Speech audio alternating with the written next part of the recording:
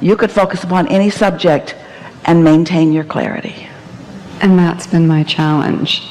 When my family has... So, do you see what you're doing? It's fun to watch, isn't it? You'd like it if you were out there and somebody else was doing this. So we say, let's go over here, and you say, but first, let's go over here. And then we say, you got to go over here, and you say, but that's my problem. I don't know over here. Okay, so just let it go.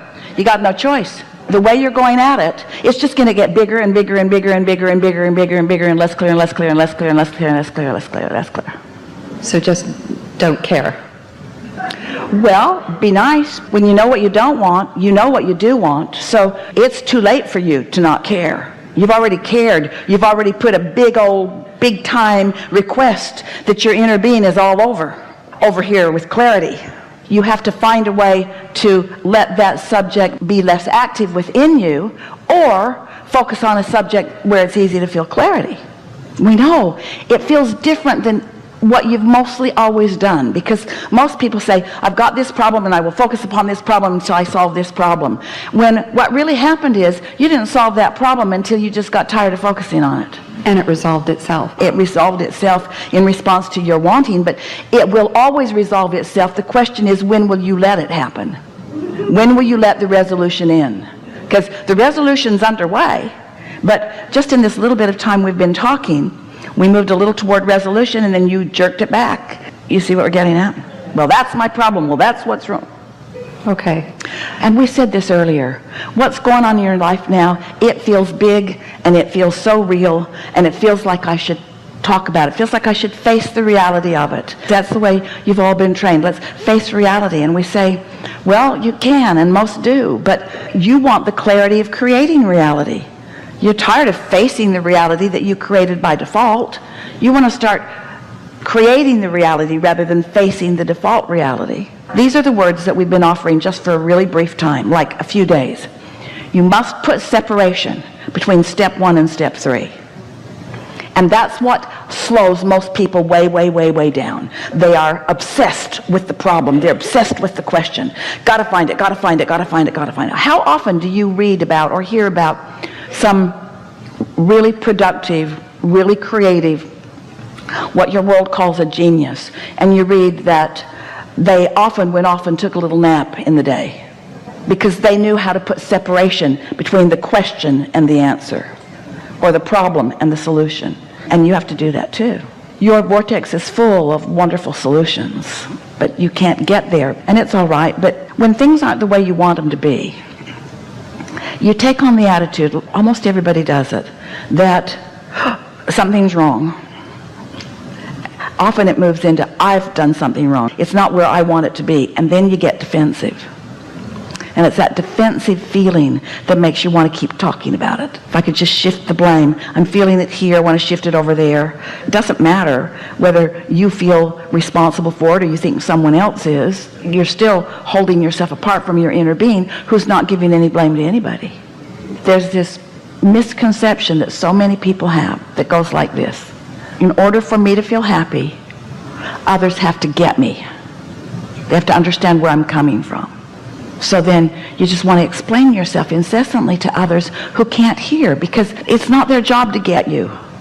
And they're really not good at getting you. I truly understand that. That was snarky. No, I'm in all sincerity. No one's really good at getting you. Nobody is really good at getting you. But you so want to be gotten. You so want to be understood. Almost everybody is creating the image of themselves through what others are getting about them. You see. And you got to stop doing that, because most of the time they don't care. And if they do care, they have a misimpression of you. You want to see yourself through your own eyes of clarity. You want to know yourself as your inner being knows you. And you want to know others as your inner being knows you. And right now, you have quite a large difference of opinion about the way your inner being feels about you and the way you feel about you, and the way your inner being feels about them and the way you feel about them. And reconciling that vibrational difference is what clarity is.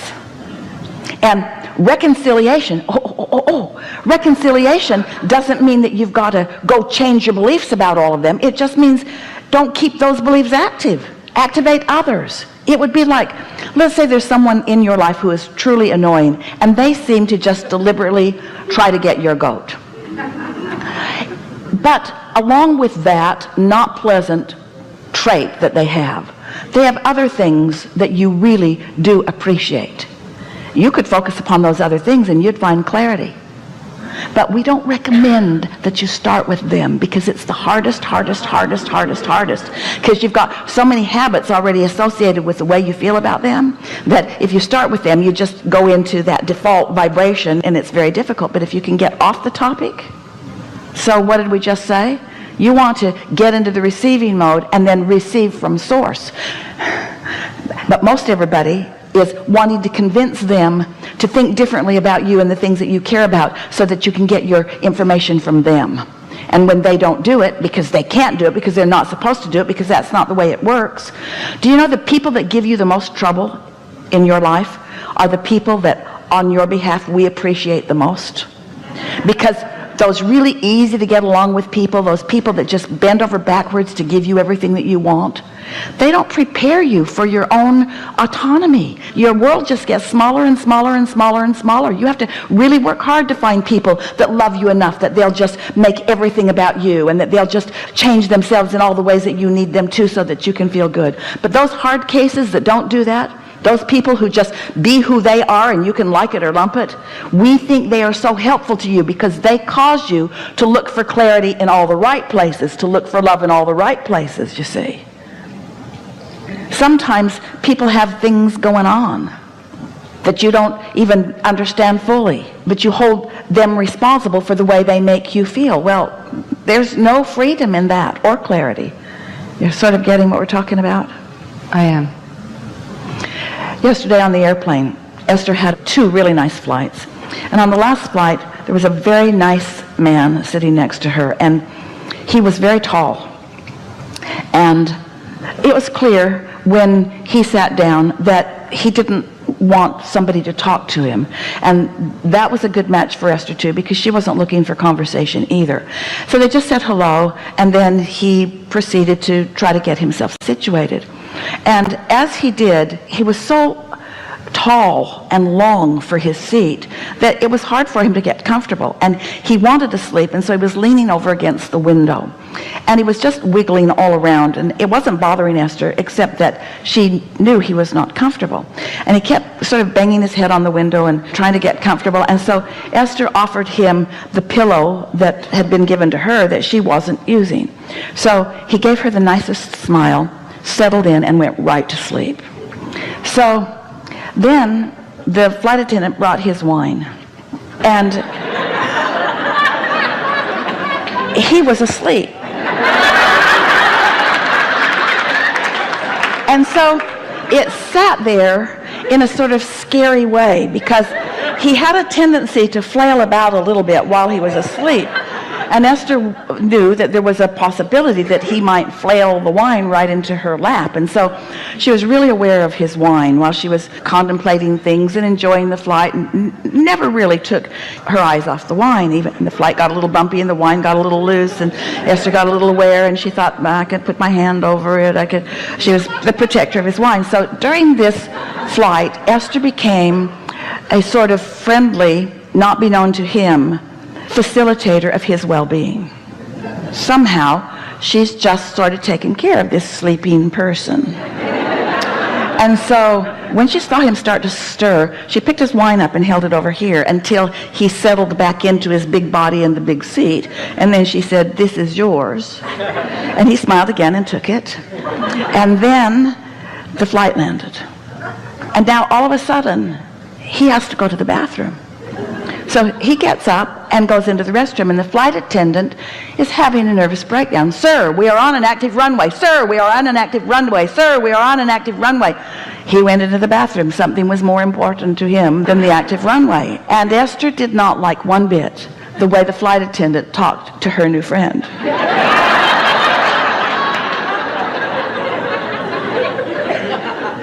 She got all sort of stirred up in it. Well, when he'd gotten on, he had a beautiful leather jacket which he had handed to her to hang, and some other hanging clothes that she had hung. And now it's time to get off. And he opened the closet that they were in, and she yelled at him again.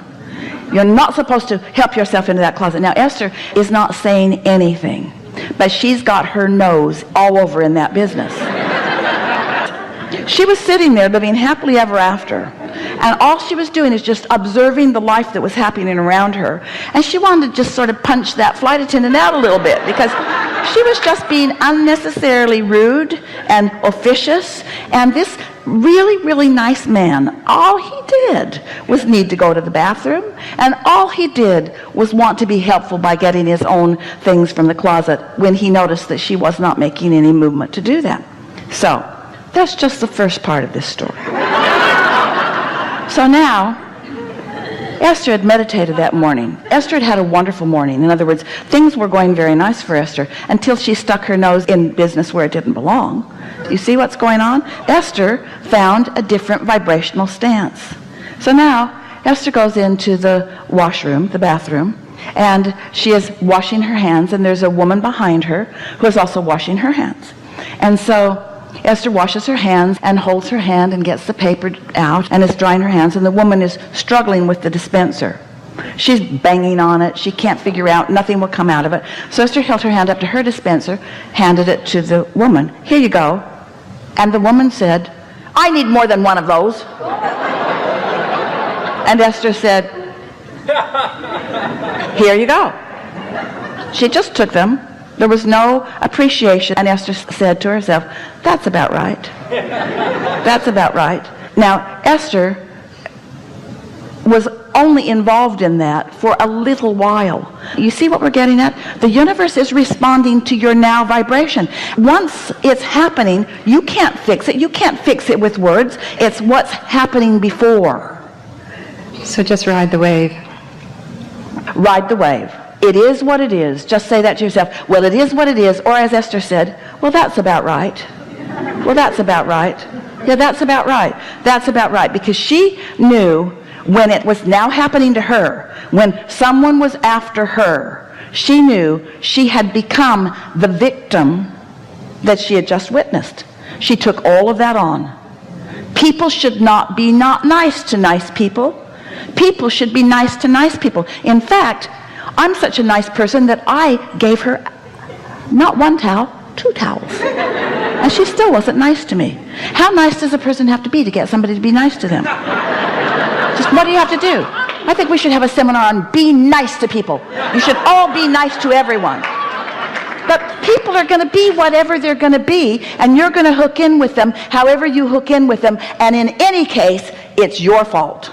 In any case, it's attraction, attraction, attraction, attraction, attraction, attraction, attraction, attraction, attraction. And when you get that, now you're in control. Well, that's about right. And further, I know exactly why that's happening. Because things were going so beautifully. Esther was having a wonderful day. Everything was lovely. Everything was lovely until she started watching something that was not any of her business. Not any of her business. And clearly there were things still in her vibration that activated easily, but they didn't need to. Esther could have turned her attention away. Esther had already noticed, this is interesting, Esther had noticed that these flight attendants were particularly attentive. She really liked the announcements that they gave. They were nice to hear. They were different words than she usually hears. She was all full of appreciation for them until she witnessed something that was inappropriate by everyone's standards, and let that be the dominant vibration within her as she sort of marched around into the bathroom, not even knowing that she was carrying that vibration. But she had pre-paved it. It was active within her. It came right back to her to say, here you go, Esther. This is how you feel. This is how you feel. This is how you feel. And what's really funny, the whole thing bothered Esther a lot more than it bothered her sleeping friend. If her sleeping friend was bothered by things like that, he wouldn't have gotten up and gone to the bathroom on an active runway. He wouldn't have opened the door of something that had no business. Esther would never get up on an active runway. He didn't even care. And Esther suffered so much that she brought to herself something that she deserved. Helpful? I get that. Thank you.